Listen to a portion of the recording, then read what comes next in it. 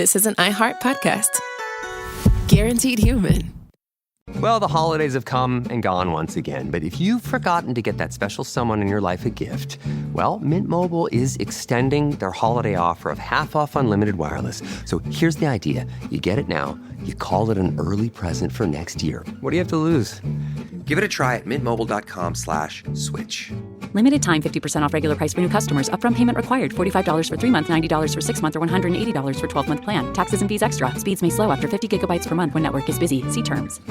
This Sunday, iHeartRadio brings you live to Levi's Stadium in Santa Clara for the Super Bowl 60 tailgate concert, presented by NetApp. It's the ultimate pregame party, featuring an exclusive performance from Teddy Swims. Your front row experience will be on iHeartRadio stations across the country and the free iHeartRadio app this Sunday at 3:30 Eastern, 12:30 Pacific. Then, after the concert, tune in to the Super Bowl 60 pregame show on NBC. It never happens at a good time. The pipe bursts at midnight. The heater quits on the coldest night. Suddenly, you're overwhelmed. That's when HomeServe is here. For $4.99 a month, you're never alone. Just call their 24/7 hotline and a local pro is on the way. Trusted by millions, HomeServe delivers peace of mind when you need it most. For plans starting at just $4.99 a month, go to homeserve.com. That's homeserve.com. Not available everywhere. Most plans range between $4.99 to $11.99 a month your first year. Terms apply on covered repairs. This message comes from Greenlight. Ready to start talking to your kids about financial literacy? Meet Greenlight, the debit card and money app that teaches kids and teens how to earn, save, spend wisely, and invest with your guardrails in place. With Greenlight, you can send money to kids quickly, set up chores, automate allowance, and keep an eye on what your kids are spending with real-time notifications. Join millions of parents and kids building healthy financial habits together on Greenlight. Get started risk-free at greenlight.com/iHeart. Picture chicken nuggets in your head.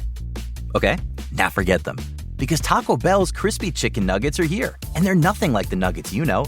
All white meat chicken, coated in tortilla chips for that signature Taco Bell crunch. A nugget like that calls for a sauce that can keep up. Introducing Hidden Valley Diablo Ranch. The iconic ranch you love, fired up with Taco Bell Diablo sauce. Bold meets bolder. Ranch meets Diablo, and it works. Crispy chicken nuggets from Taco Bell. A brand new classic. At participating U.S. Taco Bell locations for a limited time only, while supplies last.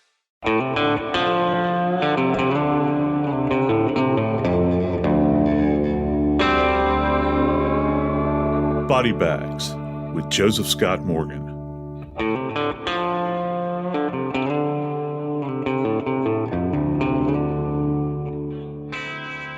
You look back on it, and after you've been to college, you realize that probably wasn't really the most stressful thing that happened in your life.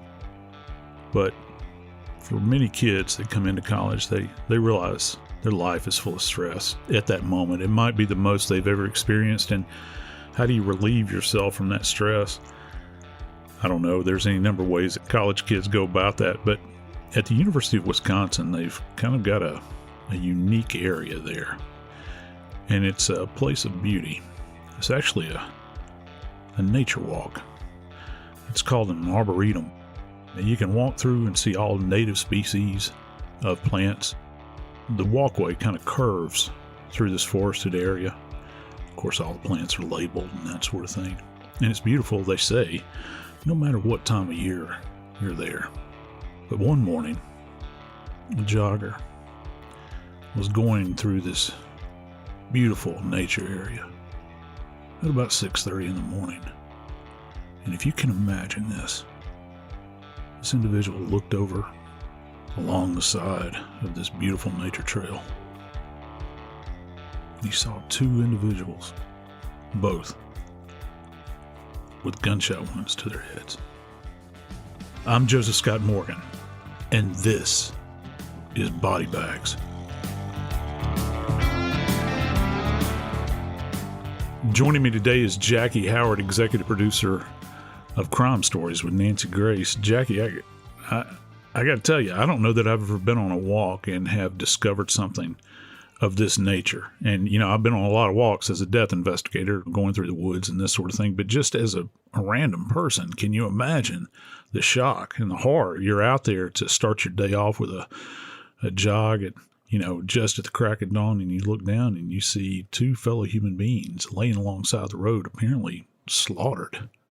It certainly would be a surprise at any time, let alone first thing in the morning where you think you're setting yourself up for the day. A lot of people use that time as they walk to meditate and plan their day. But around 6:30 in the morning, Dr. Beth Potter and her husband, Robin Carre, were discovered laying on the pathway to the Arboretum. Dr. Beth worked at the University Health Family Center. She was working on COVID.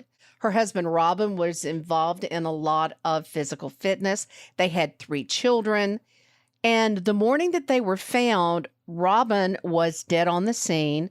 Dr. Potter was transported to a local hospital, and she died there. Dr. Potter was in her pajamas. Her husband was only in his underwear.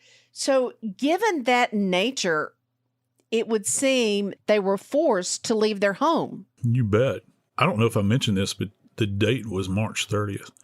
Jackie, let me ask you a question. You ever been to Wisconsin in March? I've never been to Wisconsin. Oh, well, you're missing a treat, because I got to tell you, Wisconsin's one of my favorite states. It's absolutely gorgeous. But let me tell you something else about March in Wisconsin. It can be brutal. And the particular morning when they were found, the overnight temps had been in the 30s, which I guess by Wisconsin standards at that time of year, even though you're in the first part of spring, that's still that's kind of warmer than normal. But it's not a location. You wouldn't be out in the elements like this of your own volition. Robin, he was only dressed in underwear. I mean, can you imagine that?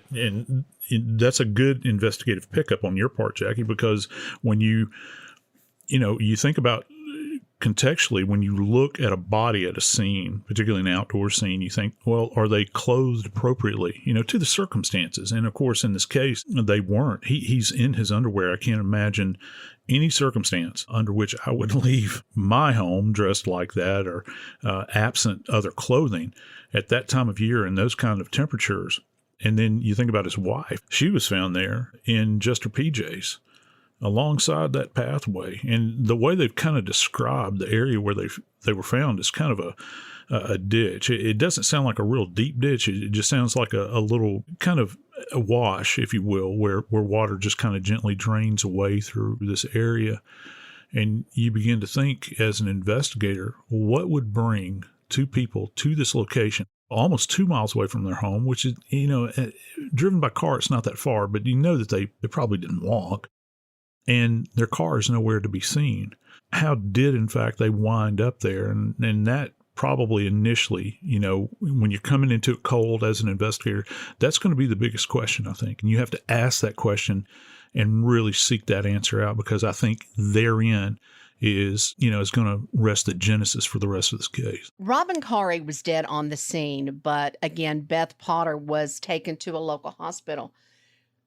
Do we know if Khari died because of the gunshot wound, or was it exacerbated from the cold temperatures and hypothermia? Again, he was only dressed in underwear. Yeah, well, cold temperatures didn't help. But let me tell you, this injury that Robin Carre sustained is absolutely lethal. There were a lot of clues at the scene relative to that the police really, gave a lot of thought to, in addition to the absence of warm clothing. He was essentially shot in the back of the head, but just off to the left, right behind his left ear, if you will. And when that projectile tracked across the interior of his skull, it would leave a path that would essentially go from back to front and from left to right. And so you're essentially cutting across diagonally across the brain, and you have to think that it would track across both hemispheres, both the left and the right hemispheres of the brain. And so this is an unsurvivable injury that he sustained. However, his wife, that's a completely separate set to her injuries, because amazingly, and I mean amazingly, she was discovered when they were both discovered, but particularly her. When she was discovered, she still had agonal respirations. That means that she still had a heartbeat. She was taking up oxygen. Now, limited, I can only imagine they were probably very shallow respirations, but they did transport her from the scene. and take her into the hospital. And probably what was mentioned earlier about the temp, sometimes there's a level of preservation that goes on the colder it is. And maybe for that moment in time, she lived simply because it was a bit cooler outside than normal. I have 2 questions, Joe. You said Dr. Potter still had agonal respirations. So was that truly, given that she was shot in the head, was she still breathing? Or is that more of an autonomic response where the body is continuing its normal functions? That's an excellent question. And, you can really only get into that once you get actually into the autopsy to determine the extent of the damage. My suspicion is that in Robin's case, the trauma was so extensive and he was just in an unrecoverable flat spin at that point, and it was probably relatively instantaneous, I would imagine, for him. But for her, interestingly, he was shot on the left side. And if I remember correctly, her gunshot wound was more on the right side of her head.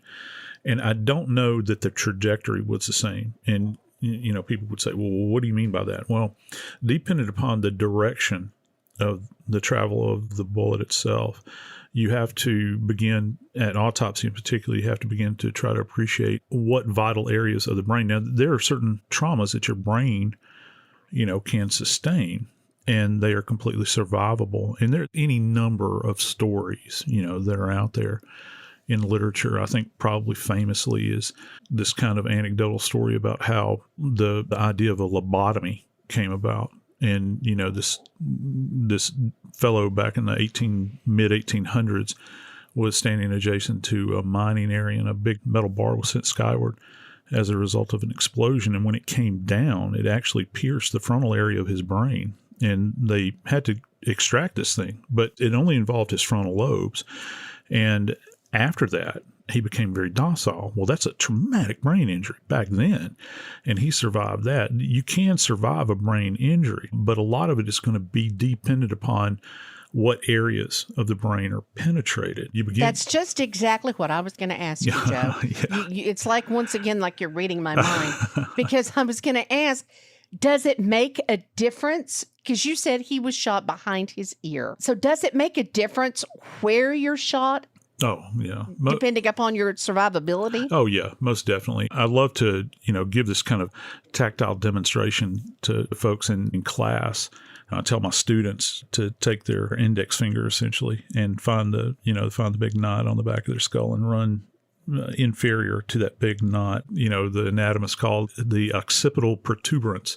You go below that and you start to get into that area that does control the autonomic nervous system down toward the brainstem. And when that area is traumatized, you can almost bet your bottom dollar that you're going to shut down everything from heart function to lung function and all those sorts of things. Getting into that kind of primal brain area that controls those things that we don't normally think about having. You don't think about having to breathe. You don't think about your heart beating. And then you have higher functions that are involved in either the lobes kind of higher up and forward and that sort of things. And sometimes, depending upon what kind of treatment you get, those events are survivable. And it would appear that the doctor survived for some time out there. Now, precisely when, it's, I can't give you an exact time, but she lived long enough that they did what's called running a code. They ran a code on her from the scene where she was extricated from. There in the nature area to the local hospital. And of course, it was all for naught because she died in the emergency room.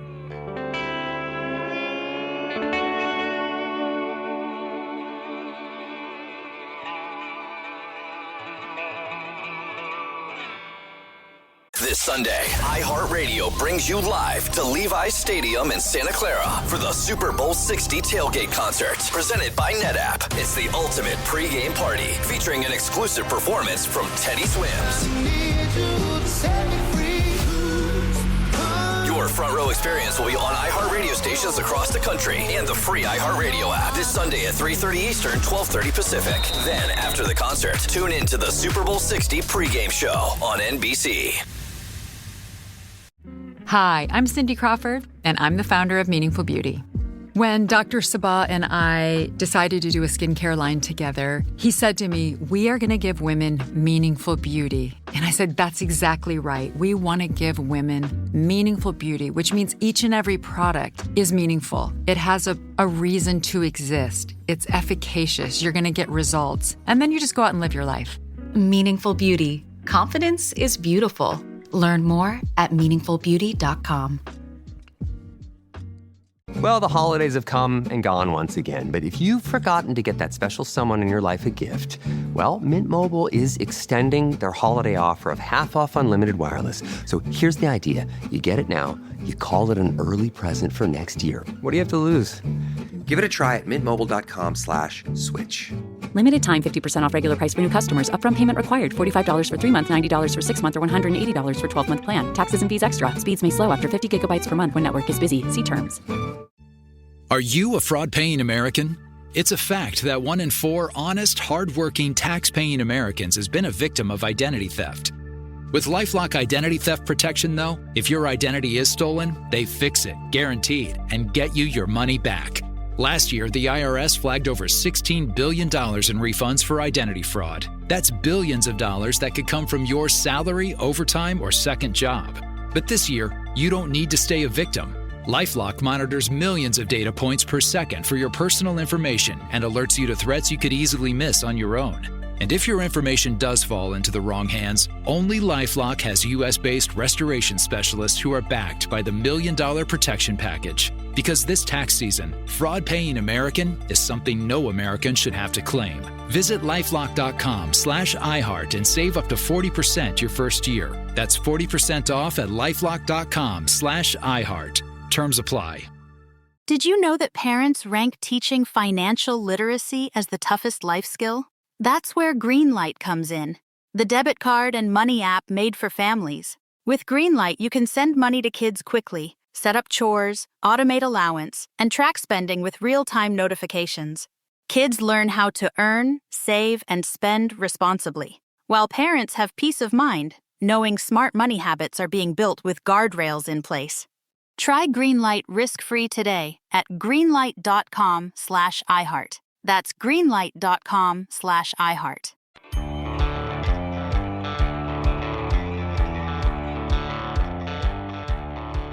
You begin to think about you want this place of peace that you can go to and have probably walked around the entire time you've been living in a location. It's probably a place that you have fond memories of. I can't imagine that either one of these two victims could, in their wildest dreams, ever imagine that their lives were essentially going to end there in that beautiful nature preserve. Well, that sets me up for a great question. You said their lives are going to end there. We suppose that they were forced from their home at gunpoint because they were shot. How do we know that they were killed on the pathway? When the investigators were processing the scene, one of the things that kind of really stood out to them, other than the fact that you've got people that are very poorly clothed for this time of year, one of the things that really stood out to them was what appeared to be the underlying volume of blood that had pooled beneath the bodies.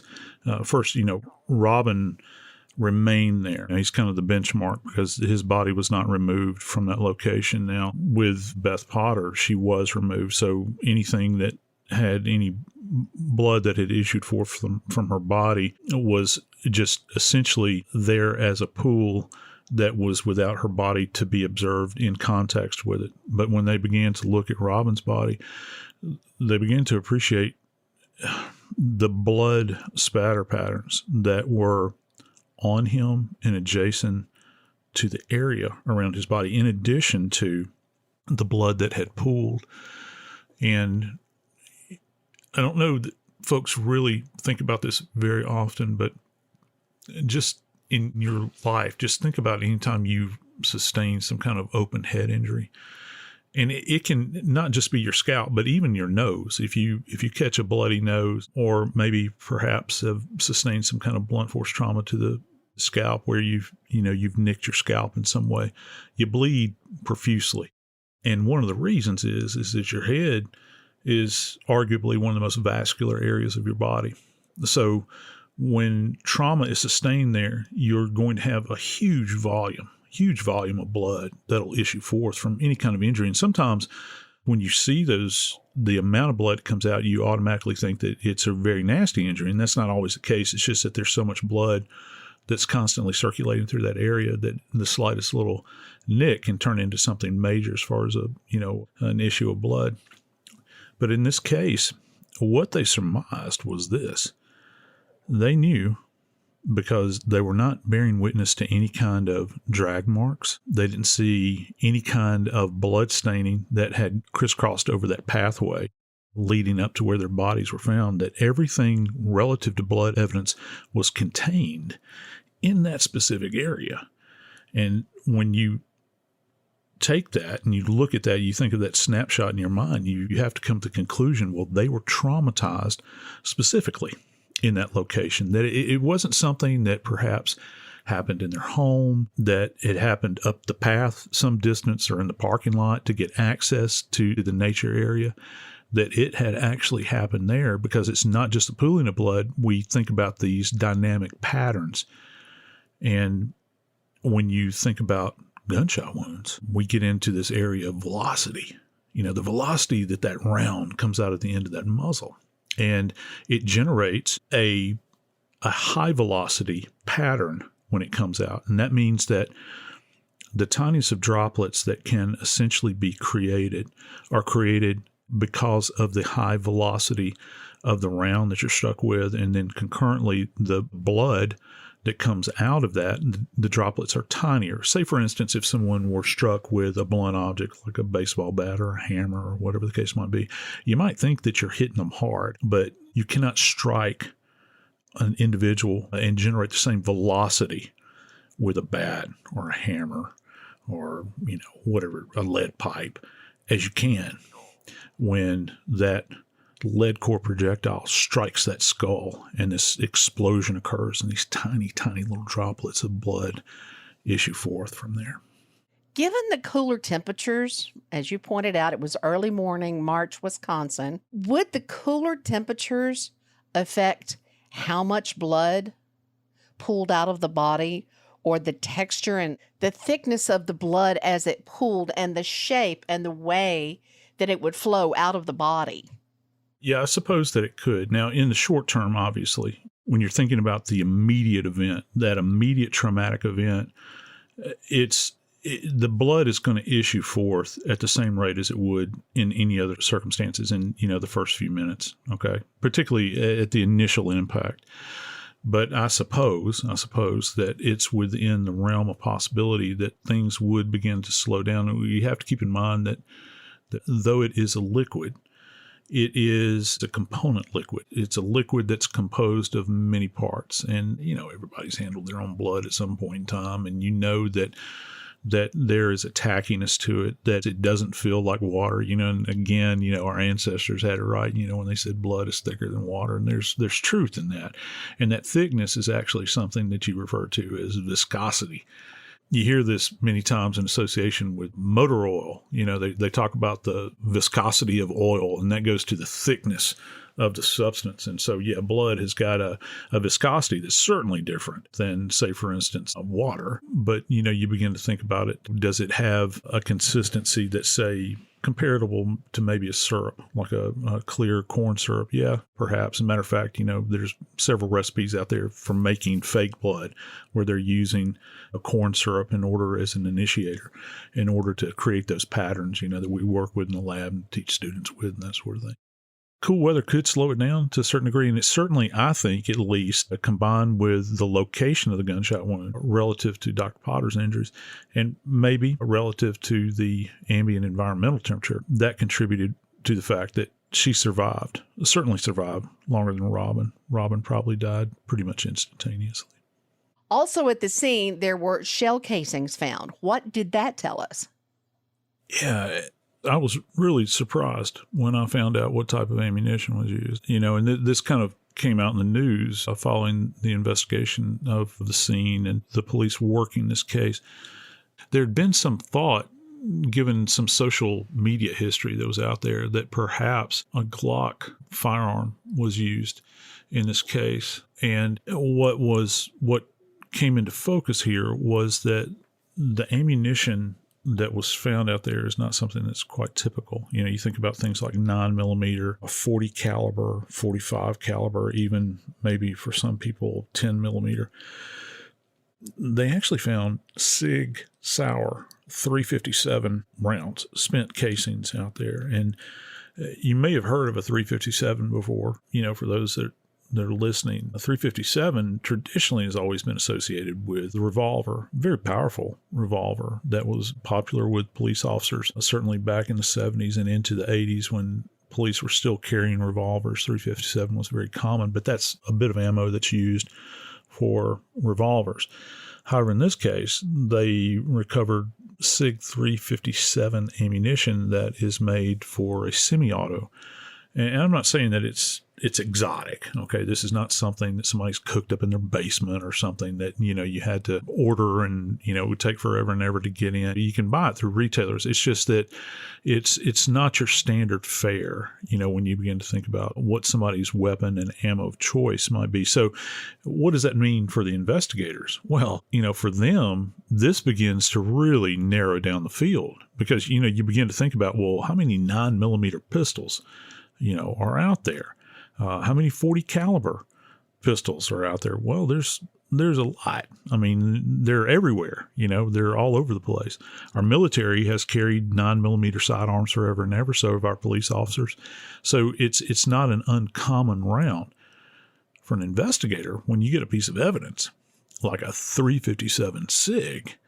Well, that narrows the focus down, and you can begin to kind of look at things like, well, who may have purchased a 357, a weapon that's chambered for a 357, and who may have purchased ammunition that would marry up with that particular weapon. And suddenly your choices become very slim at that point. And that's, from an investigative standpoint, that's a home run. 3 or 4 shell casings were found by police nearby, and the individuals, the runners who discovered the body, talk about there being a large amount of blood covering Potter's pajamas, that her breath was faint and her pulse was fragile. And as the person who found them stepped away to be able to call 911 to get help, Potter raised her arm. So what's the possibility? Would she have been in and out of consciousness all night long? Or do we think that she probably laid there figuring out, how are we going to get help? Wow, what a horrible thought that is. You know, that you would consider that this poor woman who has been gunned down is immobile. She's incapable of moving. I don't even know that she would have had the ability to even understand at that point that her husband was lying there not too far away from her, deceased. You know, you start to think about higher brain function at that time. What's your level of awareness, that sort of thing. Yeah. Obviously, she had enough brain activity so that she, as I said earlier, you know, she had these kind of agonal respirations, shallow breathing, that sort of thing, faint heartbeat, and, you know, her respirations. And that means that there's a lot of effort probably being put in relative to her body in order to uptake oxygen. It's really difficult to say if she had that kind of awareness at that level, you know, being able to think these things through. One of the things that you look for at a scene relative to the deceased, you know, we talked about some of the blood evidence, and I think that one of the other things that comes along, and it's a horrible thing to think about, but it is something that we consider. Is there evidence that of their own volition, perhaps, that the victim had moved about in the throes of death, if you will, where they're kind of thrashing about? Sometimes you'll see this where their hands will scrape dirt or their arms will scrape dirt back and forth. Famously, you know, people will claw at the earth when they're in excruciating pain or they're trying to become mobile again, if you will. You'll get dirt beneath the fingernails, and it's not always associated with a struggle. It's like a one-on-one, person-to-person struggle. Sometimes it's associated with just this will to want to live. And some of those findings can be quite horrific I've been on scenes before where individuals have kind of clawed at the walls while they're covered in blood after they've been attacked. And this had nothing to do with the attack itself in the throes of the attack when they were, say, either knifed or shot. It had to do with them just trying to survive. And that would be something that the investigators would have to surmise. Now, obviously, in Robin's case, it appears that he died rather suddenly, that he died there, but it would be very interesting to go back and look at those areas where the doctor lay. And if you have these kind of scrubbed out areas where her arms had moved back and forth, legs maybe thrashing about, and that sort of a lot of disruption of that kind of the earth beneath her, and that would take time for that to occur. Was there evidence of that? And again, you say, well, what does that mean for us as investigators?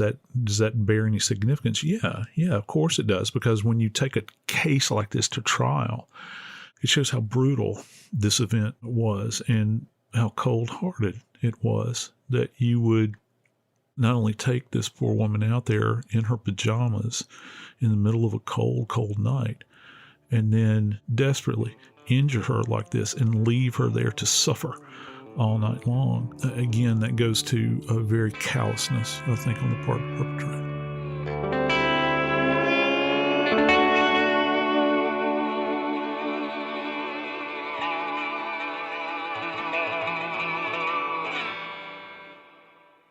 This Sunday, iHeartRadio brings you live to Levi's Stadium in Santa Clara for the Super Bowl 60 tailgate concert, presented by NetApp. It's the ultimate pregame party, featuring an exclusive performance from Teddy Swims.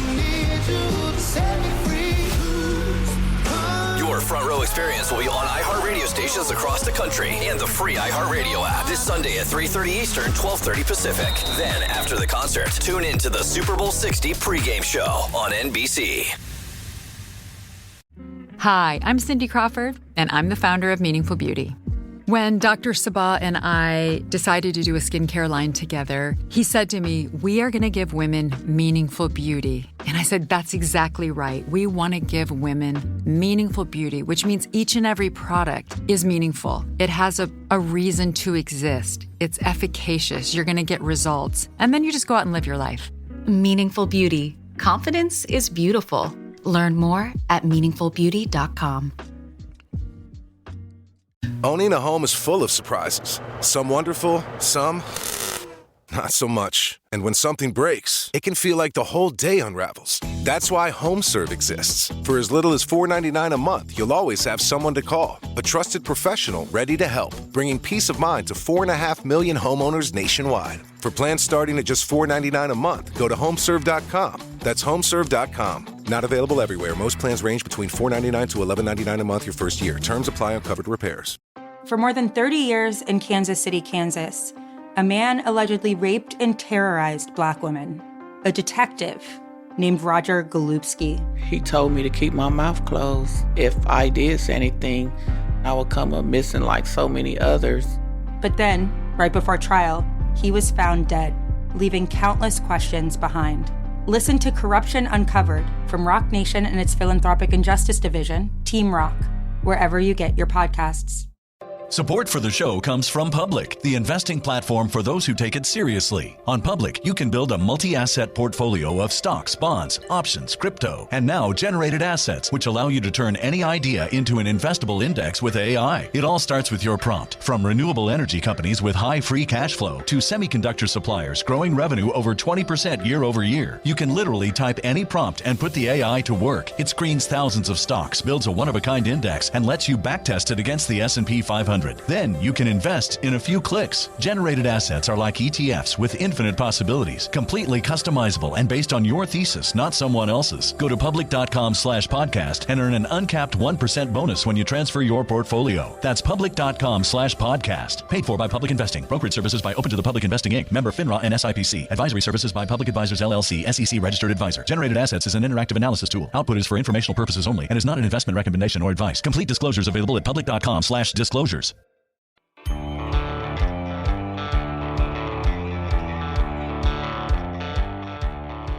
Dr. Beth Potter and Robin Carre want to end their lives? I don't understand that, and I think that was a big question because both of these people, you talking about giving back to a community, to this place that they lived in. These two were famous locally for helping and having big hearts. And I think that sometimes the people that are the kindest attract some of the most wicked people out there. The search turned to a suspect. Police began to do the reconnoiter, as they normally do, checking close to the family first. They began to check video in and around the home. They began to check cell phone records. So as the search began, Joe, what did we see happening? Most homicides, when they occur, they don't occur in some kind of vacuum. You know, everybody's afraid of strangers, stranger on stranger crime. They talk about it, and it does happen. Don't get me wrong. It happens every day. But the lion's share of these cases for investigators are going to come back to that small, tiny circle that you've created. And I think probably for the police, you know, when they began to look into this, they want to know who occupies the same space with the two victims. And number one at the top of the list was going to be their daughter, who went by the name Miriam. That's her given name, but everybody called her Mimi. And she's rather young. She's teen, and she was living in their home along with their boyfriend. And this young man had been taken in kindly by her parents, allowed to stay there. And this young man, who went by the name Khari Sanford, was classmates with their daughter. But we have to put this in context, all right? When this case occurred, which was in 2020, we were creeping as a nation up into, you know, we were passing through that very scary time in the country where people were social distancing, people were being told to stay apart, where you didn't know anything about this virus, this coronavirus. You had no idea how it was going to impact anybody. And Dr. Potter herself had health issues. Now, keep in mind, she's a healthcare provider, so she's going to be hypersensitive to this. She was seeing people in her clinic that she was treating, and I'm sure that many people were coming in that were, you know, presenting with COVID symptomology. And she's on medication that personally put her at risk for not just contracting the virus, but if she did contract it, the weakened immune system, it could really cause her to go downhill fast. And so when you're living in close quarters to somebody, you have a perceived danger of what could be going on around you. And so with her and her husband were practicing social distancing within their home. I think they were probably staying away from people as much as they could. But her daughter and her boyfriend, who again had been allowed to live in their home, refused to comply. They absolutely refused to comply with the rules of the house. And there was a lot of tension in this home. There was angry fights over it, refusal to comply. And, you know, Dr. Potter was no fool. You know, she knew what kind of risk existed out there. If you're going outside the home, you could bring something back in. And then all of a sudden, you know, she's looking at being deathly ill, perhaps her husband as well. And I guess the rest of their family could be too. But these two would not comply. But going back to this idea of how kind-hearted they were, they actually arranged to have their daughter and her boyfriend live in an Airbnb for which they were going to pay for. They were just kind to a fault. In essence, that may have been part of the problem. Besides the physical evidence that was found at the scene, one of the things that we talk about a lot is the fact that people who tend to be criminal or take part in criminal behavior cannot keep their mouth shut. Sanford began talking with friends. Sanford is quoted as saying, once he found out that one of the victims was at the hospital and still alive, he reportedly said, "I shot them. I know I shot them." So how much does hearsay play And how much weight does it have in a court of law? Well, first off, let's look at it from an investigative standpoint. You know, being out on the street as an investigator, that ain't the court, all right? Because you're always looking for leads, and certain leads that you pick up on would, you know, those beautiful oaken walls that we see, displayed on television and courtrooms, that idea of hearsay is real, and you have to play by those rules. But out on the street, you look for leads. And, as an investigator, when you're part of that community and you've got two of the most upstanding citizens around that are found both shot in the head and left like animals, dead or for dead, essentially, out in the wilds during this cold early spring, you got a lot of scared people on your hands. And so there's an urgency to this to try to get this solved, because you're thinking about, what in the world is going on here? Why would somebody just target people? And then so when you begin to hear these conversations that are popping up, because, you have to keep in mind that it's not just about the investigators going to one individual and questioning them and then they're calling it done. That's not the way it happens. Remember how I talked about that kind of circle, that intimate circle that people have? Everybody that the police can track down within that intimate circle are going to be asked questions.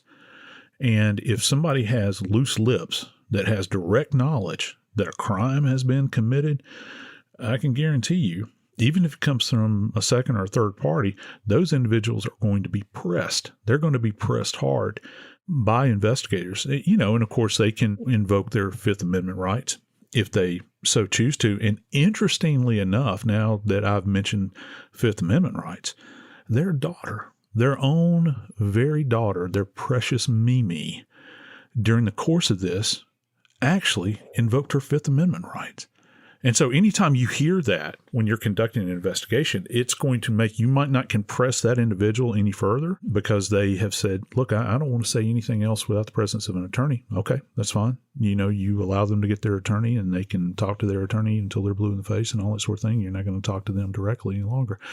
But at that point in time, you now are armed with the information that for some reason this person feels very uncomfortable talking about these homicides, the death of her parents. You start pressing on the periphery, and when you do that, other information pops up.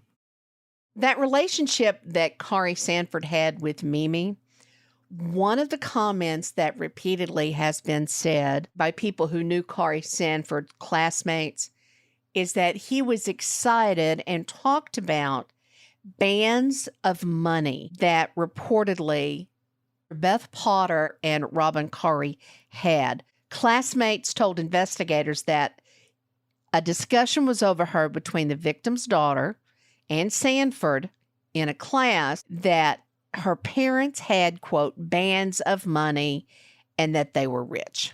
The root of all evil here. You begin to think about that. And the fact that I think that one of the things that resonated with me was that witnesses had actually witnessed this young man become excited. And in some of the descriptions I've read, it almost seems like he was vibrating, with joy over the fact that his girlfriend and, of course, their daughter had spoke to him about their wealth. And she described their wealth in terms of bands of cash. And I can only imagine that what she was referring to are stacks of cash maybe that they had on hand that were wrapped in paper wrappers, much like you get denominational wrappers that you get from the bank, and they had those on hand. Now, there's certainly no evidence, I don't think at least, that has really come out that this was taken. And we do know that they went back to the scene after this had occurred, when they were removed from their home. And it's chilling when you begin to think about it, that this may have been a motivation. And I think the greater part to this is that you've got a young man who, according to everyone around, was involved in all this, kind of civic service around, involved in various groups and organizing basketball games for charity. He had his picture made with the city's mayor and, all of this stuff that had kind of come to the surface about him. But then you begin to see kind of the evil that indwelled him. There are screenshots from social media accounts with him holding what appears to be a semi-automatic handgun and pointing it directly at a camera, and him looking over the rear sights of the thing and kind of gazing into the camera as you stare. You know, if you're the viewer of this thing, you're staring right down the muzzle of the weapon. So you get an idea that there's something deeper here than what was being presented, you know, to the public, and that he had fooled this poor couple that had literally taken him in under their wing, had given him shelter, had given him food, place to live, allowed him to live with their daughter in their own area of the home, and then, when times got tough, actually provided a location that they could go to, an Airbnb that they were going to set them up with, and then allow them to use their own vehicle to drive about in for a time.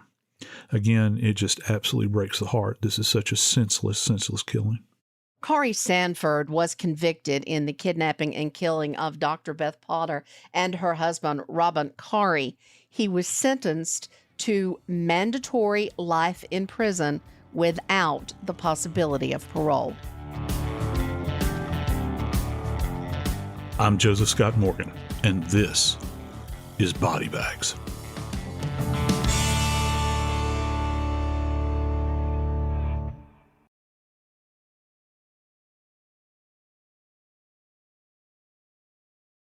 This Sunday, iHeartRadio brings you live to Levi's Stadium in Santa Clara for the Super Bowl 60 tailgate concert, presented by NetApp. It's the ultimate pregame party, featuring an exclusive performance from Teddy Swims.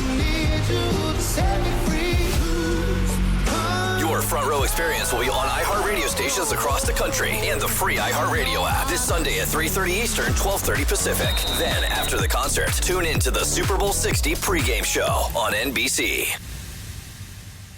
Running my small business was like playing basketball 5-on-1, and I was the one.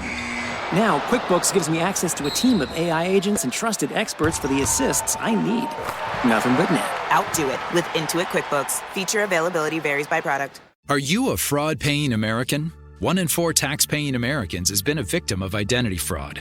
With LifeLock, if your identity is stolen, they fix it, guaranteed, or your money back. Last year, billions in refunds were stolen. Could be from your salary, overtime, or second job. Gone. But this year, you don't need to stay a victim, because this tax season, fraud-paying American is something no American should have to claim. Save up to 40% your first year. Visit lifelock.com/iHeart. Terms apply.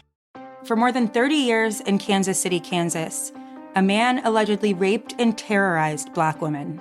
A detective named Roger Golubski. He told me to keep my mouth closed. If I did say anything, I would come up missing like so many others. But then, right before trial, he was found dead, leaving countless questions behind. Listen to Corruption Uncovered from Rock Nation and its Philanthropic and Justice Division, Team Rock, wherever you get your podcasts. At CVS, it matters that we're not just in your community, but that we're part of it. It matters that we're here for you when you need us, day or night. And we want everyone to feel welcomed and rewarded. It matters that CVS is here to fill your prescriptions and here to fill your craving for a tasty and, healthy snack. At CVS, we're proud to serve your community because we believe where you get your medicine matters. So visit us at cvs.com or just come by our store. We can't wait to meet you. Store hours vary by location. This is an iHeart podcast. Guaranteed Human.